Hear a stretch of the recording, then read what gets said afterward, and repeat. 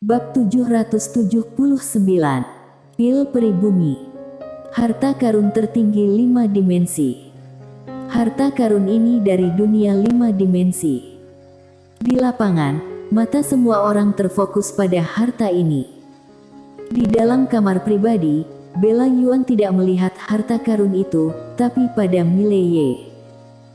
Pada saat ini, dia benar-benar ingin tahu bagaimana Mileye akan berakhir. Orang-orang yang datang ini, bahkan dia tidak berani meremehkan mereka. Jangan lihat betapa damainya orang-orang ini sekarang. Jika mereka tidak menyukainya, mereka akan menunjukkan sisi mengerikan mereka. Dan sekarang, semua orang menonton Mileye, melihat bagaimana dia tampil. Karena orang-orang yang datang ke sini tidak bodoh. Jika Mileye ingin memainkan trik apapun, itu tidak mungkin. Pada saat ini, Mileye di pilar panjang tiba-tiba tersenyum dan berkata, "Kalian mungkin tidak mengenal harta ini dengan baik, aku akan menjelaskannya kepada kamu. Harta ini berasal dari 5 dimensi, bernama Menara Penjara Alam. Adapun fungsinya, aku malu mengatakannya.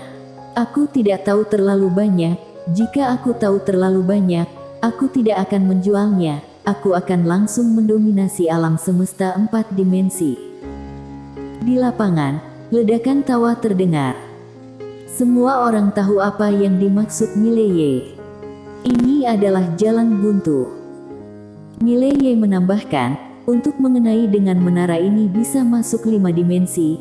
Aku tidak tahu, setidaknya aku tidak tahu caranya. Jika tidak, aku akan mengambilnya dan melarikan diri ke 5 dimensi. Berbicara tentang ini, dia melihat sekeliling, dan kemudian berkata, "Aku tidak akan mengatakan lebih banyak omong kosong. Manfaat menara ini diserahkan kepada pemilik berikutnya untuk ditemukan. Pelelangan hari ini untuk menara ini hanya untuk memberitahu semua orang bahwa aku, Mileye, bersedia menyerahkan benda ini, jadi tolong jangan mengincarku secara rahasia. Begitu banyak master kalian yang diam-diam mengincarku sendirian, aku tidak tahan." Pada saat ini, sebuah suara terdengar dari lapangan, Raja Ye telah merendahkan diri sendiri. Tidak ada seorang pun di lapangan yang berani meremehkan Raja Ye. Namun, karena Raja Ye dengan tulus ingin melelang barang ini, mohon Raja Ye buka harga. Mileye berkata sambil tersenyum, "Benda ini tidak dapat diukur dengan uang atau hal-hal eksternal. Tentu saja, aku sangat ingin menjual barang ini, jadi aku hanya ingin sesuatu yang bisa membantu kondisiku saat ini dengan nilai tertinggi. Jika ada yang menginginkannya, maka bisa maju untuk berbicara dengan aku. Selama kamu memberi sesuatu yang membuatku puas, kita akan transaksi di tempat." Di dalam kamar pribadi, sudut mulut Bella Yuan sedikit terangkat, sungguh licik si kecil. Mileye tidak menandai harganya, ini paling curang. Karena kamu tidak tahu apa yang harus kamu lakukan untuk memuaskannya. Dan, dia bisa memilih siapa saja untuk memberikan harta karun tertinggi 5 dimensi. Lapangan menjadi sunyi kembali. Pada saat ini, sebuah suara tiba-tiba terdengar dari lapangan, "Raja Ye, dikabarkan bahwa kamu pernah mengaktifkan menara ini. Dapatkah kamu menunjukkan kepada kami kekuatan menara ini?" Mileye berkata sambil tersenyum, "Ini sangat menguras fisik." Pada saat ini, kristal ungu tua seukuran kepalan tangan jatuh di depan Mileye. Suara itu terdengar, "Benda ini adalah roh kristal ungu, yang dapat secara instan memulihkan kekuatan fisik Raja Ye." Dalam sekejap, Mileye tergoda. Jika dia bisa pulih dalam sekejap, itu akan sedikit maniak. Mileye berpikir sejenak, lalu tersenyum, "Yang mulia benar-benar ingin menontonnya, maka aku akan menunjukkannya dan memberitahu semua orang bahwa benda ini memang berharga."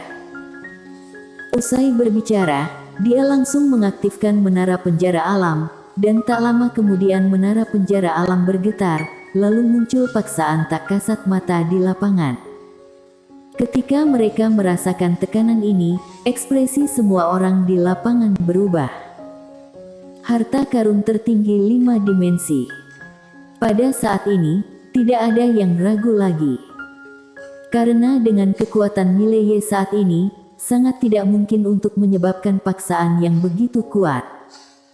Di kamar pribadi, mata Bella Yuan juga tertuju pada menara penjara alam. Meskipun dia telah memperoleh harta karun tertinggi 5 dimensi ini, dia tidak tahu apa-apa tentang menara ini seperti orang lain di lapangan.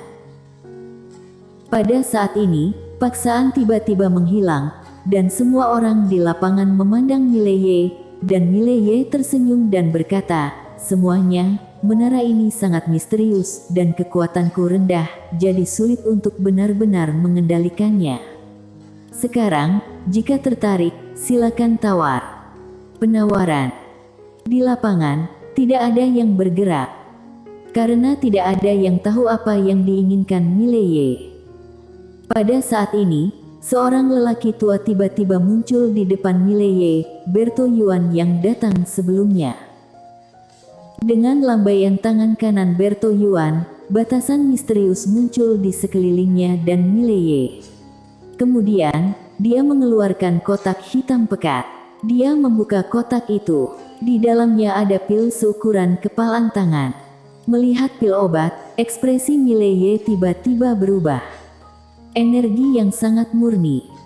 Energi murni yang terkandung dalam pil obat ini tidak kalah dari mata air kehidupan. Berto Yuan menatap Mileye, pil peri bumi.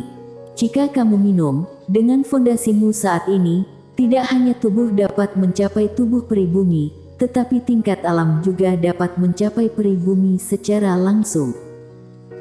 Mileye tertegun, lalu bertanya, "Begitu kuat?" Berto Yuan mengangguk, "Ya." Mileye tidak berbicara. Pada saat ini, sebuah suara tiba-tiba terdengar di benaknya, "Pil ini sangat bagus. Tidak banyak pil tingkat ini di dunia ini." Suara Loli. Setelah Mileye terdiam sejenak, dia memandang Berto Yuan, "Senior simpan dulu, aku akan membuat keputusan nanti, dan kemudian memberitahu senior, bagaimana?" Berto Yuan melirik Mileye dan mengangguk, "Ya." Setelah berbicara, dia berbalik dan menghilang. Mileye melihat sekeliling, apakah ada lagi? Pada saat ini, pria parubaya Galileo Han tiba-tiba muncul di depan Mileye. Dia memandang Mileye dan berkata sambil tersenyum, "Jika kamu memberi aku menara ini, bagaimana kalau aku menerima kamu sebagai murid?" Mileye tersenyum, "Senior bercanda. Lebih baik benda yang nyata." Galileo Han tertawa, "Kalau begitu lihat harta karun yang kuberikan padamu." Setelah dia selesai berbicara, dia melambaikan tangan kanannya, dan baju besi hitam pekat muncul di depan Mileye. Seluruh tubuh armor ini berwarna hitam pekat, dan tampaknya terbuat dari sisik, dan di antara sisik ini, ada sinar hitam legam.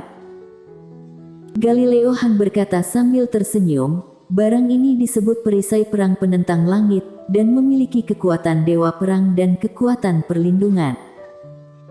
Jika kamu memiliki baju besi ini, kamu dapat sepenuhnya bersaing dengan Bella Yuan dari Aula Sendian dalam waktu singkat. Tidak hanya itu, benda ini juga dapat menggunakan jiwa dewa perang untuk menghangatkan tubuh, dapat membuat tubuh naik beberapa tingkat, tentu saja dibandingkan dengan harta karun tertinggi 5 dimensi kamu, pasti ada jarak, tapi ini adalah harta terbaikku. Dan jika kamu mau membuat kesepakatan denganku, aku bisa menjanjikanmu satu hal lagi, yaitu aku bisa memberimu 3 bantuan gratis di masa depan, kapan saja." 3 bantuan gratis. Harus diakui bahwa Mileye sedikit tergoda dengan yang dikatakan pihak lain.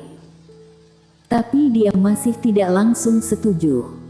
Karena masih ada orang di belakang. Mileye tersenyum dan berkata, "Ini sedikit menggida, tapi aku ingin melihat harta orang lain dulu." Galileo Han mengangguk dan tersenyum, "Mengerti. Aku akan menunggu keputusanmu." Setelah berbicara, dia berbalik dan menghilang. Mileye melihat sekeliling dan berkata sambil tersenyum, "Semuanya, apakah ada orang lagi?" Tidak ada gerakan. Mileye tersenyum dan berkata, "Jika tidak, aku harus membuat keputusan." Pada saat ini, seorang lelaki tua muncul di depannya. Orang yang datang adalah orang tua dengan pedang kuno, orang yang Loli katakan padanya untuk berhati-hati. Orang tua itu melirik Mileye, dan kemudian dia merentangkan telapak tangannya. Di telapak tangannya, adalah sebuah buku kuno. Mileye bertanya, "Ini?" Orang tua itu berkata, "Kitab pedang." Kitab ini mencatat konsep Tao pedang dari kultivator pedang yang tak terhitung jumlahnya, serta garis besar umum dari teknik pedang yang tak terhitung jumlahnya. Jika kamu mendapatkan benda ini, saat memahami Tao pedang maka akan meningkat ke level berikutnya. Selain itu, aku juga bisa berjanji untuk memberimu 3 bantuan gratis, kapan saja. Kapanpun. Semua orang tahu bahwa Mileye berselisih dengan Aula Sendian, dan pihak lain membuat janji ini, jelas tidak takut pada Aula Sendian sama sekali. Mileye melirik pedang dan berkata, "Aku juga ingin melihat hadiah seperti apa yang diberikan Aula Sendian." Orang tua itu mengangguk, "Aku juga ingin melihat apa yang akan diberikan Aula Sendian." Setelah dia selesai berbicara, dia menyimpan kitab pedang dan berbalik untuk pergi. Mileye melihat ke kamar pribadi tempat Bella Yuan berada, dan saat berikutnya, Bella Yuan sudah muncul di depan Mileye. Mileye tersenyum, "Aku tidak tahu apa yang telah disiapkan Nona Yuan." Bella Yuan tersenyum sedikit, "Apa yang kamu inginkan?"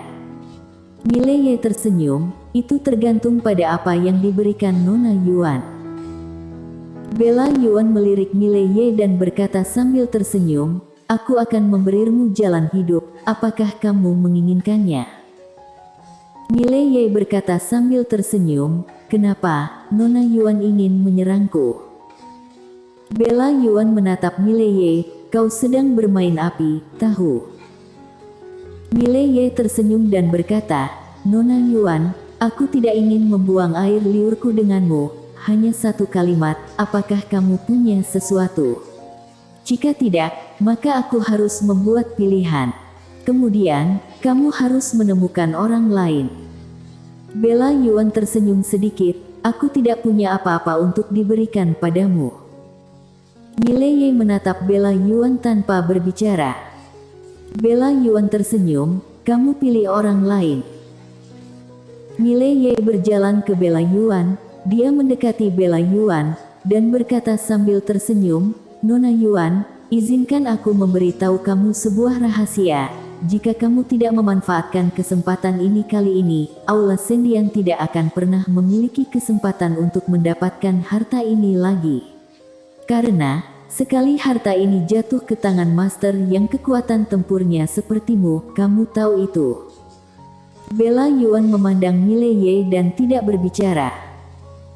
Mileye berkata sambil tersenyum, "Sekarang ada di tanganku, Aula Sendian hanya perlu memberikan sesuatu barang untuk mendapatkannya, tetapi jika itu jatuh ke tangan orang lain, Aula Sendian tidak hanya akan memberikan sesuatu benda. Jadi, Nona Yuan, apakah kamu benar-benar sudah mengambil keputusan?" Bella Yuan memandang Mileye sejenak, lalu tersenyum, "Jangan pikir aku tidak tahu niatmu. Kamu ingin Aula Sendian mendapatkan benda ini, dan kemudian biarkan Aula Sendian diserang oleh master di sini." Mileye tersenyum dan berkata, "Memang itulah yang aku maksud, tetapi, apakah kamu ingin menolak?" Bella Yuan tertawa, "Aku menolak." Mata Mileye sedikit menyipit. Bella Yuan tersenyum cerah, "Aula Sendian tidak menginginkannya lagi. Kamu berikan kepada orang yang kamu suka." Mileye mengangkat kepalanya dan melihat sekeliling. "Aku memberanikan diri untuk bertanya, siapa yang memiliki konflik mendalam dengan Aula Sendian?" Pada saat ini, Berto Yuan tertawa keras. Aku berasal dari surga langit dua dunia.